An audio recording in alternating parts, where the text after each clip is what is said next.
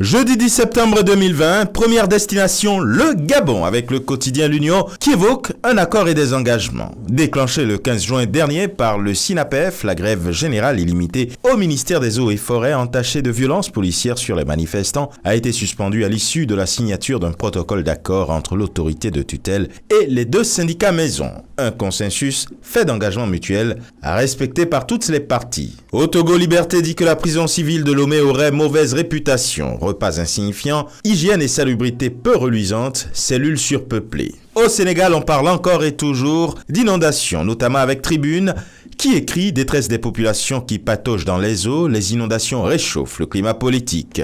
Et sur cette même actualité, l'Observateur évoque la gestion justement de ces catastrophes. Macky Sall, un président sous pression. Et juste en dessous, Ousmane Sonko, le leader des Patriotes, de dire que ces inondations traduisent la faillite de l'État. Le Sud Quotidien, lui, évoque le report des législatives de 2022 pour rationaliser le calendrier républicain. Bloc contre la majorité. Opposition non alignée et société civile pour la tenue des élections à date échue. Et sur un tout autre registre, on parlera société avec la HAS, Magal de Touba et Covid-19, 500 personnes pour faire respecter les gestes barrières. Au Cameroun, émergence emmène sélecteur à Bamenda, qui selon lui serait le règne de la terreur. Depuis des jours, la cité capitale du Nord-Ouest connaît une montée de l'insécurité et l'État lui tente de reprendre le contrôle à travers l'opération Clean Bamenda. Et pendant ce temps, avec Cameroun Tribune, l'actualité est aux candidatures pour les régionales. Les temps des manœuvres au sein des formations politiques ainsi que dans le milieu du commandement traditionnel,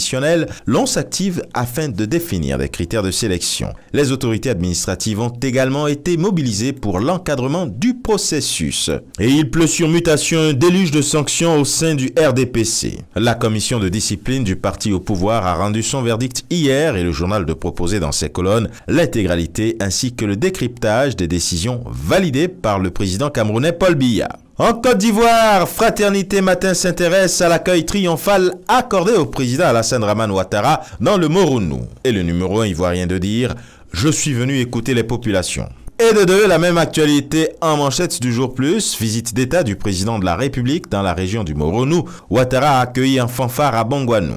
Et dans la foulée, un conseil des ministres se serait tenu à la préfecture. Mais cette fièvre électorale n'est pas du goût de Guy Kawi, qui, en manchette du quotidien Le Nouveau Réveil, dit sans détour « Nous sommes prêts à aller aux élections, mais pas à n'importe quelle condition ». Rentrée gouvernementale avec le quotidien L'Information pour tous. Les derniers dossiers de fin de mandat proposés à la lecture par le journal. Et ce sera tout pour aujourd'hui. Mais encore, prudence, vigilance et surtout, n'oubliez pas les gestes barrières. À demain!